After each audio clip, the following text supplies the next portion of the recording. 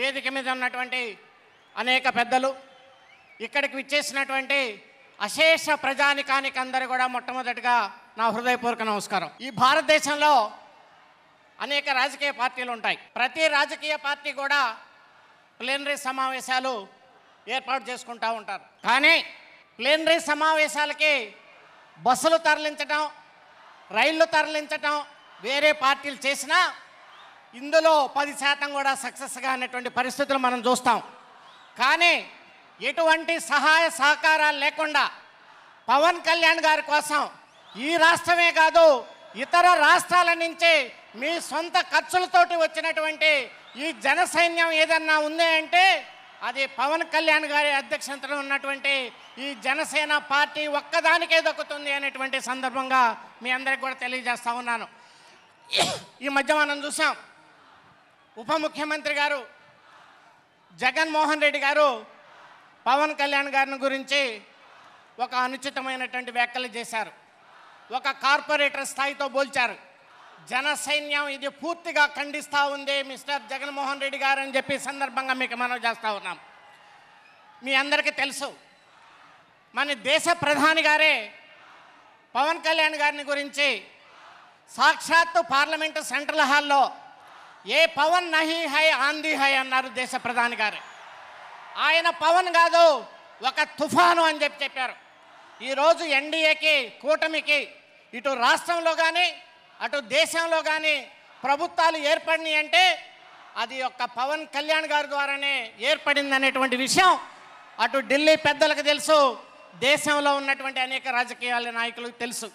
మీరు అలాంటి అనుచితమైనటువంటి వ్యాఖ్యలను చేయటం జనసైన్యాలను బాధేస్తుంది.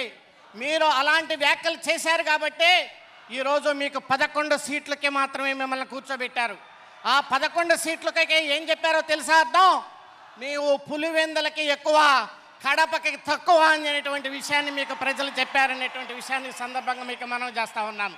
మొన్న జరిగినటువంటి మహారాష్ట్ర ఎన్నికల్లో పవన్ కళ్యాణ్ గారు వెళ్తే ఎక్కడెక్కడ ప్రచారం చేశారో ఆ సీట్లన్నీ కూడా బ్రహ్మాండంగా గెలిచినాయి. ఆ విషయాన్ని మాకు స్వయంగా నేను ఉదయ్ శ్రీనివాస్ గారు వెళ్తే అమిత్ షా గారే చెప్పారు, బ్రహ్మాండంగా ప్రచారం చేసి ఎన్డీఏకి మాకు మద్దతు పలికారు మహారాష్ట్రలో కూడా అని. అలాంటి వ్యక్తి మరి ఈరోజు పవన్ కళ్యాణ్ గారు ఇంగ్లీష్ మాట్లాడగలరు, హిందీ మాట్లాడగలరు, అలాగే తమిళ్ మాట్లాడగలరు, కన్నడ మాట్లాడగలరు, అన్నిటికంటే తెలుగు బ్రహ్మాండంగా మాట్లాడగలరు. మీరు తెలుగుకి ఎక్కువ, ఇంగ్లీష్కి తక్కువ మిస్టర్ జగన్మోహన్ రెడ్డి అనేటువంటి విషయాన్ని కూడా సందర్భంగా మనం చేసుకుంటాం. ఈరోజు నన్ను ఉదయ్ శ్రీనివాస్ గారిని కలిసి పవన్ కళ్యాణ్ గారు పార్లమెంట్లో ఏ సబ్జెక్టులు మాట్లాడాలి, చేనేత కార్మికుల గురించి మీరు ఏ సబ్జెక్టులు మాట్లాడాలి, అలాగే అగ్నికుల క్షత్రియుల గురించి ఏ రకంగా మాట్లాడి, అలాగే బీసీ కులాల గురించి ఏ రకంగా మాట్లాడాలి, ప్రతి విషయాన్ని క్షుణ్ణంగా అర్థం చేసుకొని మాకు చెప్పారు. ప్రజల పట్ల అవగాహన కలిగినటువంటి వ్యక్తి పవన్ కళ్యాణ్ గారు అని చెప్పేసి సందర్భంగా మీ అందరికీ మనం చేసుకుంటూ ఆయన బాటలో నడవాల్సినటువంటి బాధ్యత మన అందరికి కూడా ఉందని సందర్భంగా మనవి చేసుకుంటూ ఈ అవకాశం ఇచ్చినటువంటి పెద్దలకి నా హృదయపూర్వక ధన్యవాదాలు. జై పవన్ కళ్యాణ్, జై జనసేన. అందరికీ నమస్కారం. వేదిక మీద ఉన్న పెద్దలందరికీ, జనసేన పార్టీ అధ్యక్షులు పవన్ కళ్యాణ్ గారికి, అలాగే ఈ 12వ ఆవిర్భావ దినోత్సవానికి వచ్చేసిన జన సైనికులకి, వీర మహిళలకి, 2 రాష్ట్రాల నుంచి వచ్చిన కార్యకర్తలందరికీ కూడా నా హృదయపూర్వక నమస్కారాలు. నేను ఒక సాధారణ మధ్యతరగతి కుటుంబంలో పుట్టి రాజకీయాలని దూరం నుంచి చూసే మీలో ఒకడిని. కానీ నాకు అందరికన్నా ఎక్కువ ఒక అరుదైన అవకాశాన్ని ఇచ్చి పార్లమెంట్లో మొట్టమొదటి జనసేన అభ్యర్థిగా నేను ప్రమాణం స్వీకారం చేసినందుకు చాలా గర్వపడుతున్నాను. ఇలాంటి అవకాశం ఇచ్చిన పవన్ కళ్యాణ్ గారికి నమస్కరిస్తున్నాను సార్. అలాగే పార్లమెంట్కి పంపటమే కాదు, అక్కడ ఏం మాట్లాడాలి, ఎలా మాట్లాడాలి అనేది కూడా ప్రతి సెషన్స్ ముందు నేర్పిస్తూ మనకింత మెజారిటీ వచ్చినందుకు మనం ఎంత బాధ్యతతో పనిచేయాలని మాత్రం ప్రతిసారి చెప్తూనే ఉంటారు.